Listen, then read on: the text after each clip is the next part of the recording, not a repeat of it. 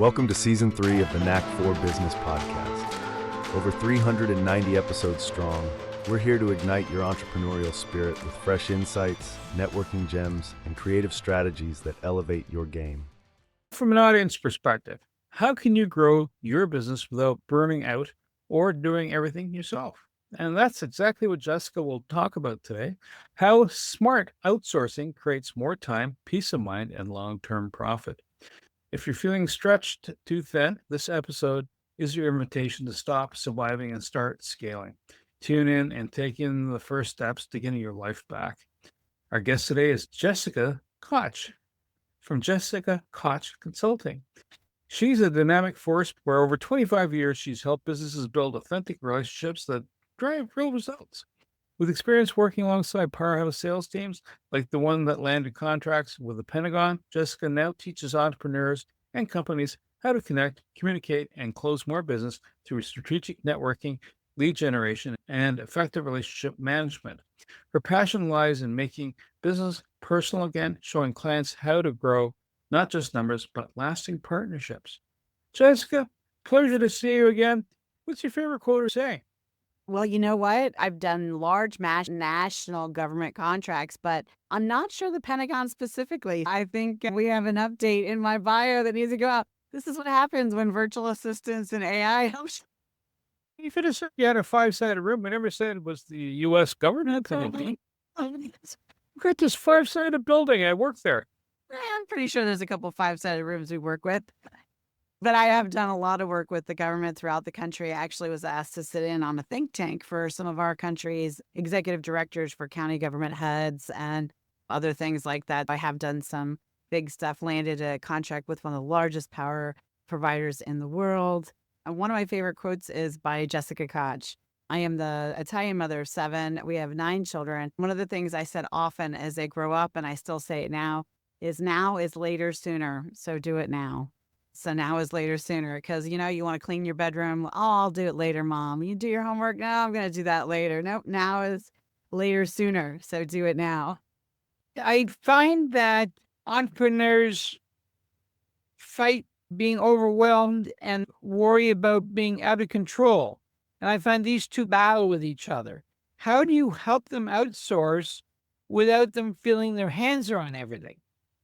That's where systems come in. One of the very first things I say, everyone should be considering outsourcing as soon as they open their doors. I was 3 months into running my company when I first decided I was going to get some support to do some of the tasks that I knew needed to be done, but also knew that I didn't want to spend my time doing them. Anyone can do that. I had a handful of clients and I didn't want to put my company in the red. I literally looked around. There's something that you're not using, and I put it up on Marketplace for sale. I made almost $1,000 selling stuff that we didn't need. And I put that money aside specifically for my outsourcing team. I began to watch and pay attention before I hired to what tasks they were doing, especially the ones I didn't want to do. Then I got on a nifty platform, maybe even one that starts with a Z that we're using right now to record. I shared my screen and I was always really good at talking to myself. I would do the tasks that I had to do on my daily basis, share the screen and talk myself through the task. I knew very soon I would not be doing that task any longer. And I would have the step-by-step video instruction and a system of exactly how I did it and how I wanted it done. When I was ready to hire and hand it off, there was no question of what I wanted to be done because there was an exact video of how I did it, the exact system, and me doing it many times. This is how you have to handle it. No, it doesn't really work that way if you see this show up.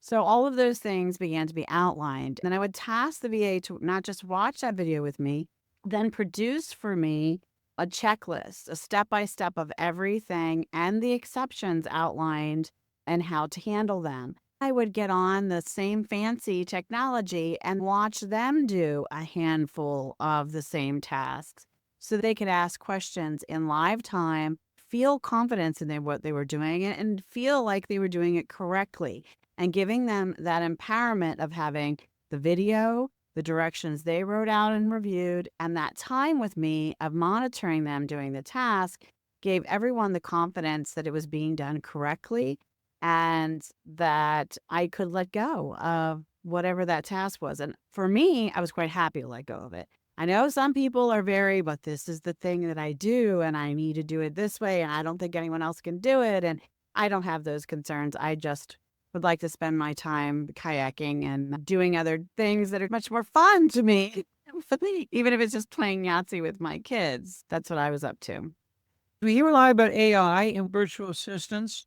When are they similar and when are they different? Well, at this point, AI will help you more. AI and software technology that's been around a long time, all different kind of funnel tools or CRM systems, or there's all kinds of automation that existed even before we began to say AI in front of everything. There were a lot of tools built into LinkedIn. I was just doing a class earlier today and they have a skills section and they have this handy dandy little tool that you can stick in just one word and then it will pop up different suggestions around that word for the skills you might have. This is an early example of AI. There was so much AI around us that we weren't realizing. It really all starts with organized systems, the correct software, and a process. There's always going to be a human needed, even if you're building, which we are, building custom AI task agents. These are like the robot version of a virtual assistant. If you imagine, so ChatGPT is you put in an instruction and it spits something out. It's like having 2 or 3 dominoes. You set them up in a row. You type in a prompt and you tell it to do 2 or 3 things. You push the initial prompt and down goes those dominoes, right? When you build a task agent, it's more complex, where this agent can do many things and learn as it goes to achieve a specific task or multiple tasks, right? But it still needs something to trigger the tap of the domino. Well, that can be programmed in too. That could be just it's 6 a.m. again. So 24 hours have passed and it's a time trigger. It could be a time trigger. However, all of these working parts, when the AI task agent is doing different tasks, it's connected to different tools. Again, your CRM system, your social media, your scheduling, whatever it is you're having it do, it's talking to things, your email system, whatever you're instructing it to do. So it has to be synced to those different tools. Well, that sync can break. So every so often, a human being has to look and make sure that the dominoes didn't stop halfway through their sequence, even though they could do this giant room full of dominoes and everything could go down. If one's not close enough to the other one, there's going to be a break in the system.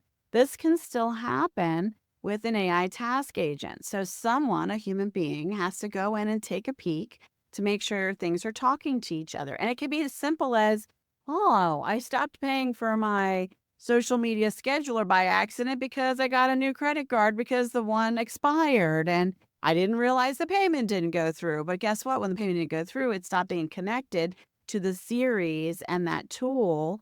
And so then the AI task agent no longer had access. Sometimes these different social media platforms and even email platforms will reset something or run an update. And so then the tool you've built your task agent in can no longer speak to it. So you have to check on it. It needs a little bit of babysitting, but it takes a fraction of the time of a human to go in and check on everything. As it used to be, it was doing everything, right? So you still need your tools, you need your system, your human being overseer. So it's almost like if you had a construction crew, right? You've trained a task agent to be the hands on the ground, the hammer, the nails, the screws, the moving the lumber and everything, but you still need the supervisor to oversee things, make sure everything is functioning and working. What you've just described, though, when someone is reticent to use an AI bot, or do I actually use a human virtual assistant? Is it almost like the imposter syndrome, but in reverse? In other words, I know I can do it. Part one. Part two, how do you tweak it to improve the performance? Because if you've done something 1,000 times, whether you're making food, you've driven to visit someone in a nearby city, assuming they haven't changed the road that much, you already have a sense of this is the pattern of behavior. This is the ideal route to go. This is where I pick up my fuel if I need to reload onboard fuel or stop for a bathroom break, whatever the case may be. How do you then address the issue. If the credit card changes, how do you know? All of a sudden something stops and it goes quirky. How do you get rid of that imposter syndrome in reverse to make it happen? And how do you tweak it over time? Like things evolve. If I do this, it might improve things. I think, I'm not sure about imposter syndrome, but I know about making it authentic and truly keeping human relationships into the equation, whether you're outsourcing to a virtual assistant or using software technology or actually creating AI task agents. One of the things is communication. Talk to your community and the people you're serving. Let them know how you plan on using automation and AI and virtual assistants, why you plan on using it, and how exactly that serves them. All those hows and whys should be how it helps you give more of you to them, but they hopefully care about you too, and they want you to have a life. This is the balance I can give. And I can give you at this value, at this reasonable price point for you. And here's all the things I can offer, and here's how I'm going to offer them. Here's what's going to be automated through software. Here's what my VA is going to take care of. Here's what some AI is going to take care of for you in our community. And here's where you get me. Spaces that you and I are human connected with our real relationship, giving value that matters. When you can communicate it that way and say, hey, I've got this an accountability program, and I want it to be the best it can be for you. And if you check off that you want poked 3 times a day to make sure you're on track for your daily goals, then AI is going to send you a text asking on checking on you with your specific goals. And it can even have a conversation with you. When we meet monthly or weekly for our mastermind group sessions, we can go over your success report, your celebrations, what you liked about that, what you didn't like, and how we can improve it. I'm personally going to cost $5,000 a day to poke you 3 times a day if I'm manually doing that for 500 people. But I can do a really good job at training a system to use my knowledge, experience, and background to support you in that way. I could do it for 500,000 people if that many people wanted my love, care, support, and knowledge that I've gained over 52 years. How do you feel about that? What do you think about that? Does that feel good for you? Is that okay with you? It's all about the communication and how you position what you're using and how you're doing it and how you're showing up with your community. Get them to share with you, when do they really want you? And when is it okay with them to get a newsletter via software automatically, because that's how that works, or get an automatic response to their email instantly because that's how it could work. When is that what they want, and when is it not what they want? And then how can you make that work for what you want in your life and in your business? Would you have an AI to check on the AI? Would you have a double overlap? That way you get a quicker flag, or is that being too AI-ish? I think it's a good idea to have the VA oversee the AI and the software and the tools, and then meet weekly or daily or whatever your setup is with you or your management. I have them meet with my management team. I have a system set up so well that I don't have to interview them, write the post, train them, or bring them on. I can get the cream of the crop, the last 3 that make it through all the process. I get to meet them. I get to hear from my management team of why they like them against the other candidates, and then they train them and onboard them. So I could scale to 500 VAs and only have a handful of meetings to make that happen, and not train any of them, and they would all know exactly what to do because I have a management team that knows exactly what to do. And we have a system for how to onboard them. We have a system for our job posts. We have a group interview process that one of the management team runs. There's an agenda for that. All the candidates have to go through. They have to respond a different way. Certain things get them weeded out, and the management weeds them out, and then they select ones, and then they present them. There's a whole process for everything, and you should have that too, because when you sell your business is sold, especially if you're doing product and service, and especially in the virtual world and web world and the online world, you're getting sold by your reach, your contacts, your systems, your process. That's what they're buying from you. Your customers already, the followers who are following you already, your social media influence and reach, and your systems and documented processes that are working and driving in proven cash revenue. That's what they're purchasing from you in some cases when they're buying these online service-based coaching or whatever kind of businesses.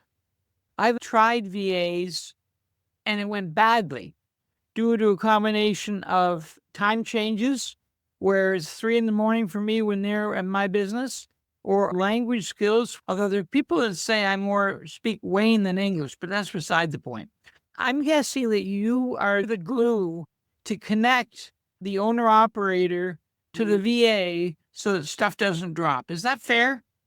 We have a system for that. I've had a lot of people say to me, oh my gosh, I've had all these nightmare stories about a VA.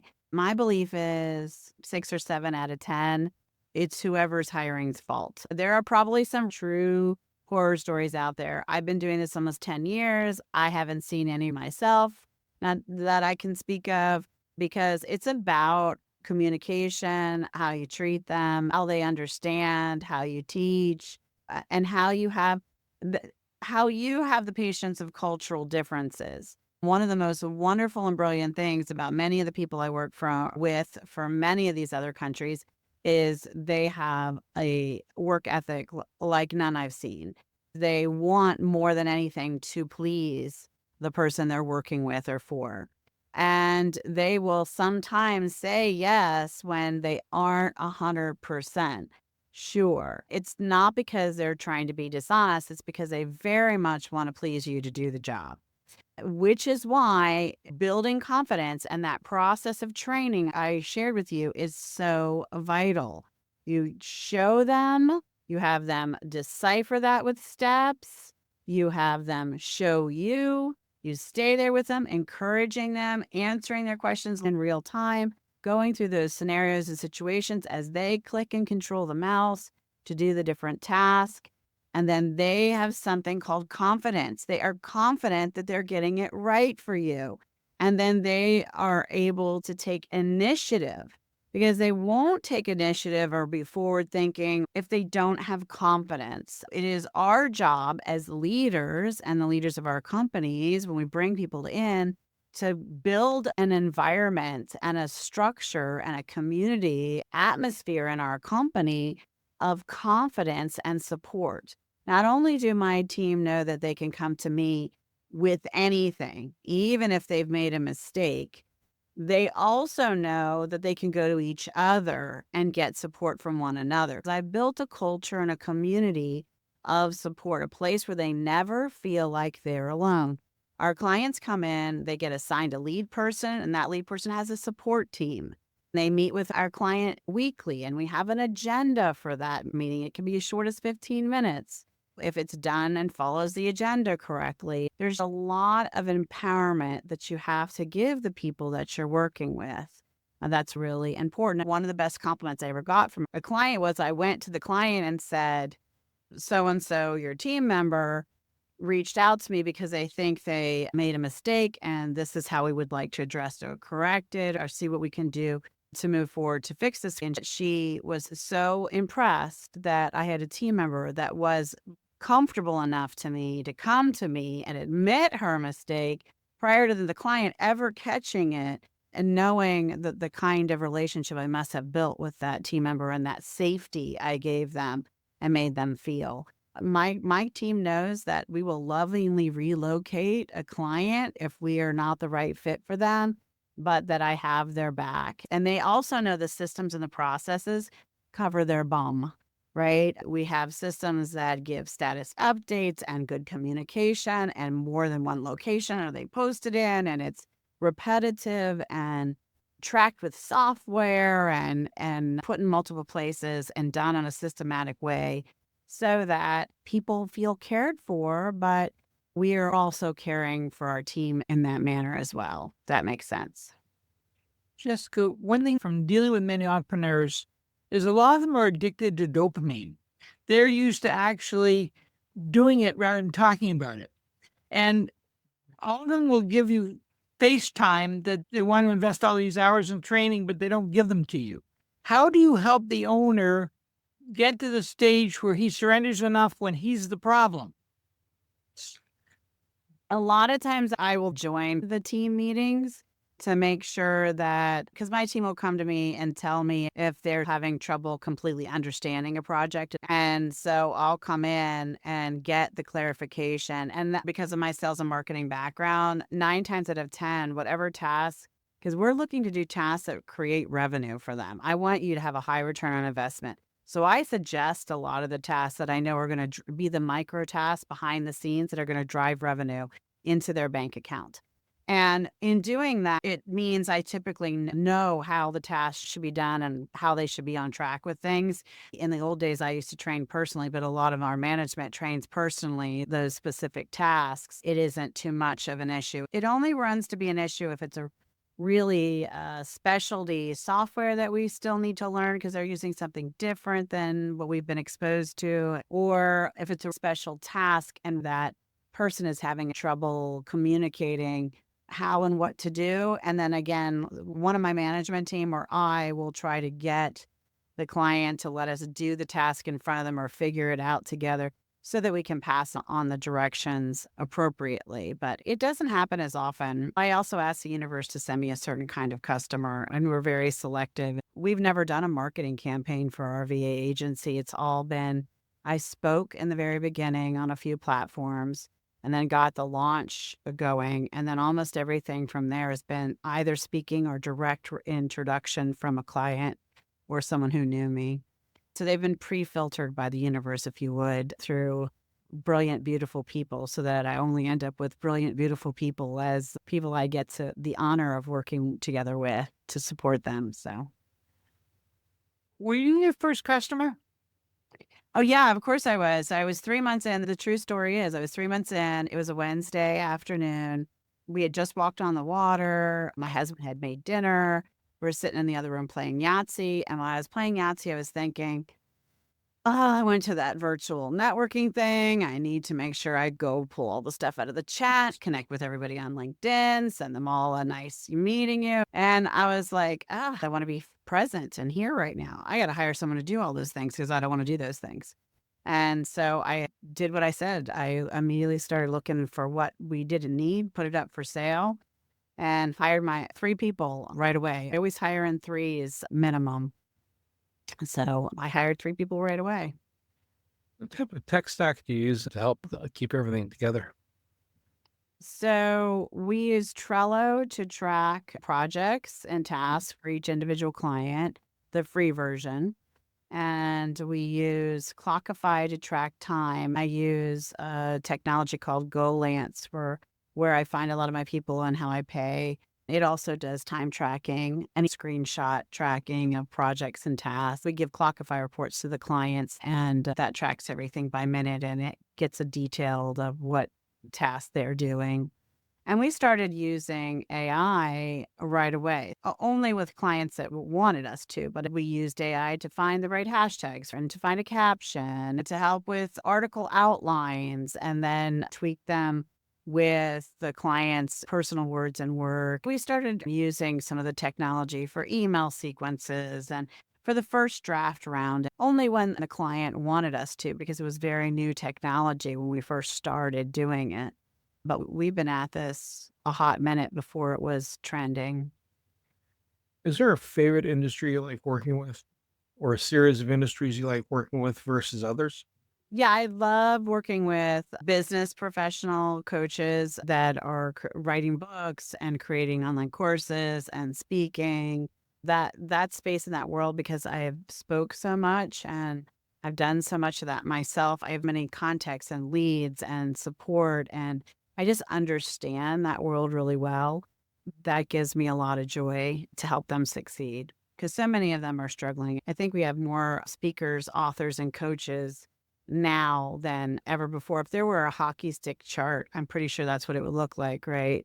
Over the last 5-10 years, it's a drastic increase. You know, when the world shifted a couple of years ago, I think that was a very high incline of that category of people. They suddenly began to find themselves. I've even seen, from my perspective and my opinion, the world of energy and spirituality and all of these pieces have expanded from the movement we went through and that we're going through as we transition as a world and a society and a humanity, us earthlings. Wow. The thing just got way deep. He talked about the Alice in Wonderland rabbit hole. I live there, honey. 2 questions. Let's assume that you've got to do something. How much dollars should you be at least putting aside, either with you or with the project, even if it's not you? How many dollars should they put aside, and how much time should they wait to let it happen instead of ripping up the garden to see what's growing every day? My first advice is to evaluate the project. Is it an important project? Is it going to make you money? Have you talked to your community? Have you run some sort of survey or test to understand that there are people looking for this product or service or whatever project we're about to launch? And then you take the only way to get a true estimate of what it's going to cost is to manage out the steps and then do a fragment of it. And so say that you want to reach 5,000 contacts. Okay, so take 2 hours. This is the process for the VA to reach those contacts. They're going to put them in the CRM system, make a note, and they're going to email them the free gift to try to get them tagged so that they can opt in, so that they can get their text message and their email sequence every 2 weeks for the next 5 years. I often create an outside spreadsheet from the CRM system, especially if I'm testing in the VA as well, right? If this is a new VA, you work on a spreadsheet. They put a time tracking time in. They say the date and the time. They started at row 12 and then worked for 2 hours and ended at row 34. X number of contacts during their 2-hour time. And that all goes into the spreadsheet. The spreadsheet itself can be imported into the CRM system and mapped correctly with a push of a button. If you're beginning to figure out a project, this gives you an idea. If you want to achieve 5,000 of those contacts, how long does it take over the course of 2 hours for a VA to do 10 or 50 or 100? Then you can do the math depending on how much you're paying that team member. So we think we need 5,000. It's taking them this X number of hours to do this many people. It's all a math equation here. So passwords. Oh, passwords. How do you manage the security, integrity, but not only passwords? Here's my social media. Here's my email system. Password. I guess you don't go touch banking then, right? Yeah, some of the team have done invoicing and tagging things in QuickBooks, but not directly into anyone's bank. I don't encourage people to have VAs go directly into your mainline email. If that's where you're going to be able to reset all your passwords, that's not the email your team members should have. They should have a team at waynepratt.com and not info at or admin at. I don't want info at Wayne, just email me, but team at Wayne. Oh, Wayne's team is emailing me. That's a little nicer. But admin or info or whatever doesn't feel personal. You want to make it feel a little personal. That's where they would do reach outs and communication and manage that email pattern for you. Some of my clients use LastPass and give them access through LastPass. Most of the platforms, social media wise, have somewhere in the platform, not all of them, but some of them, a place to put an admin and add an admin appropriately in a way that the software allows.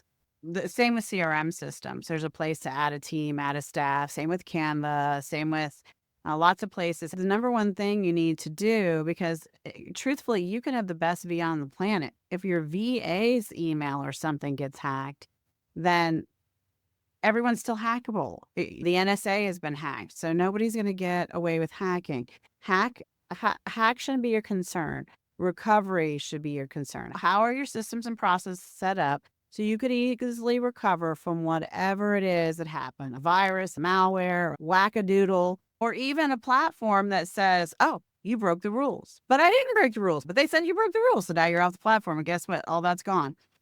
Backing everything up, having a system in an organized way that you back things up, but actually can recover it. Your Google Drive, for example, if you have a Google Doc or an Excel sheet in there and you need to download it and export it as a usable thing, you need a way to truly and compatibly back your stuff up. One of the worst places people don't back up is their Canva, and it's hacked all the time. I know people who, none of our clients, thank God, but people's Canva has been hacked, and someone just for giggles deleted everything. Can you imagine years and years of all your posts, banners, PowerPoint presentations, and ebooks? If you don't have that downloaded, exported, and backed up in another place that is actually a usable presentation, an ebook, and image, then you're in trouble. You're not doing it right. Canva cracks me up because there's a very convoluted place for you to ask for that. And then it says, if you don't hear from us in a week, send an email to this email and reach out to us. It's not a great system on their end, in my opinion, for the backup, but you need to get it and you will open it, unzip that folder, put it into another AirDrop, cloud space, external hard drive. You need backups for your backups, man. External hard drives can go bad. Clouds can, get stormy. I mean, wait a second. Backup is a real thing. If you can recover all the data from everything you ever posted on LinkedIn, all of your articles, all your contacts, all those contacts information, which you don't even get when you export from them. You have to have either a software scraping tool or a human do it. Then you could recover from losing that account. You can rebuild your website if you have images of every page, the layout, and all the data saved. It can come back to life again very easily. You should also have a hoster that should be backing it up daily, but even that can sometimes, I've experienced malware so bad that even though my host was backing up everything daily, I've had to literally leave the hosting firm because they're infected. And that's true stuff. It happens. I'm not responsible for that entire hosting company. So we're moving everything to a new hosting company, our domains and everything, and completely rebuilding. But we did have all those pieces and images taken. When I handed it over to a company, it was very easy for them to reproduce it. Everything was in a Google Share folder and they were able to put in the data. So yeah, passwords and backing up are important. So you've touched on a couple of different things. Social media, the backup platform, LastPass for sharing passwords. When you onboard a client, if I'm starting brand new, I might know about one or two elements. I may know a little bit about them, might not know enough about them. Do you do a kind of an education piece for either your VAs and or your clients, or they're already an existing client and they go, you know what, Jessica, I want to play in the podcast space. So what do I got to do to make that right? Other than having camera, a speaker, a set of headphones, and a sense of humor and the ability to gab. There's a tech stack behind that. Do you help edify them? Do you help introduce new elements to their space? I go through lots of different things. I try to understand a full picture of what they have already and have them use what they have in place if it's possible, unless it doesn't make huge sense. I really believe people should start where they are. 90% of us have software and access to software that we either own or pay for that we're not leveraging to its fullest capacity, much like our brains. I typically start there. We do a 2-hour onboarding session when a client starts with us so we can evaluate what tasks should they be doing, what's the highest return on investment, what software are they using, what software will the team need access to it? How is the client comfortable having them have access? The first thing we do is a backup plan. Anything my team is touching, everything by my rules has to be backed up. And I usually supervise that even because I want to make sure it's backed up correctly and that the client understands where things are, how to find them, and how to recover them. We do a lot of that once a quarter. I offer it because we have a lot of clients that don't all take me up on it, but I do a strategy session with them to see what are their big goals for this quarter? What new things are they trying to do? How can we make sure the team is efficiently using their time to help you succeed with those goals? I had one client who wanted to monetize her podcast. She says, I know you monetize yours. How do you do that? We set up their whole system to monetize their podcast and made the changes. I got a panicked call the very first time. She got her first payment. I said, this is not a time to panic. This is a celebration call, and here's what happens next. You just got to get used to the flow in the system. There have been many more dollars that have come in after that. I had a client and we were talking about memberships. I helped her set up a membership program that's more open-ended where she could have long-term residual revenue. When she got her first client for the memberships, that was exciting. I've definitely had an impression and influence on helping clients focus on revenue generating opportunities. It's easy to get lost in the creativity and the doing of all the doing and forget about how is that affecting the end goal or the bank account. You can do a lot more when your bank account's full than when it's not.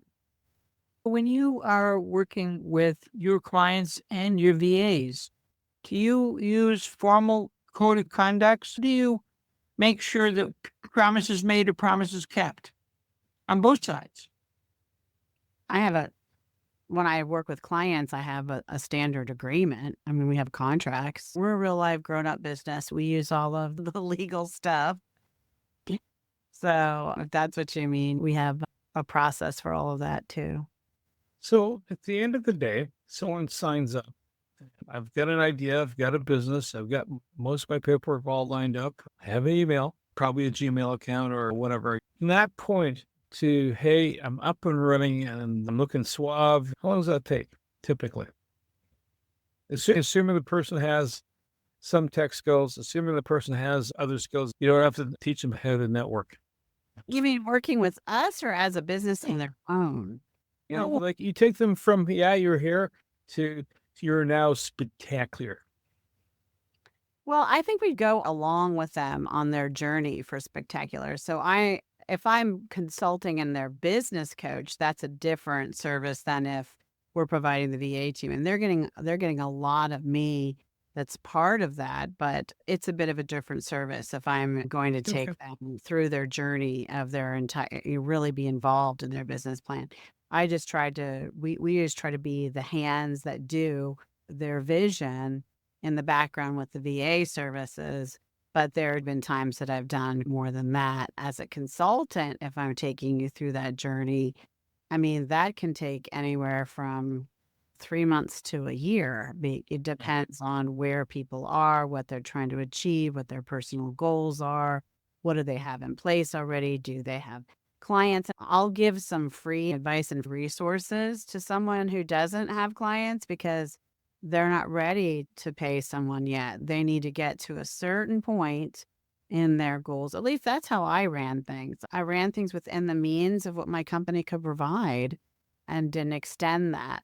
That meant I needed to have customers I was helping and serving first, and then have budgets for things like business coaches and networking groups that cost money and VAs. I found my budget by selling stuff around the house. If you want something to happen, you can make it happen.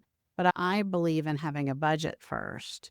Someone would be somewhat established before they even started working with me, depending on their big goal for their next step, if we were consulting together, of how long that would take for us to do and achieve together.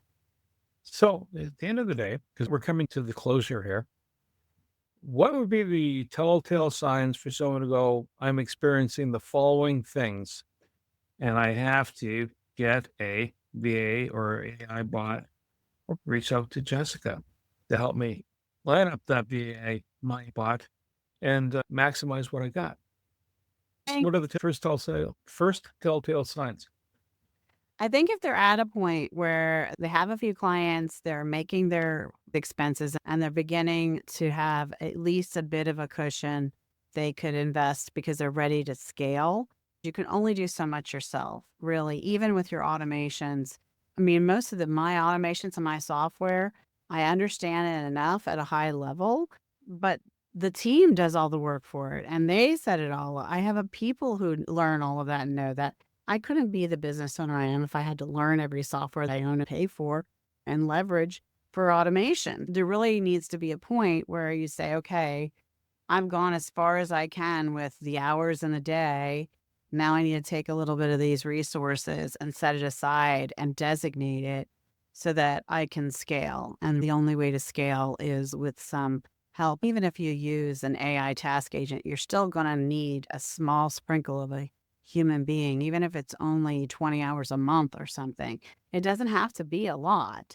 It's enough to make sure all of that is working and some of the other pieces that have to be done by a human are getting done. So we're on Zoom, which means it could go to the world. But is there a geography that you like to focus on, and how would they get a hold of you if they want to learn more?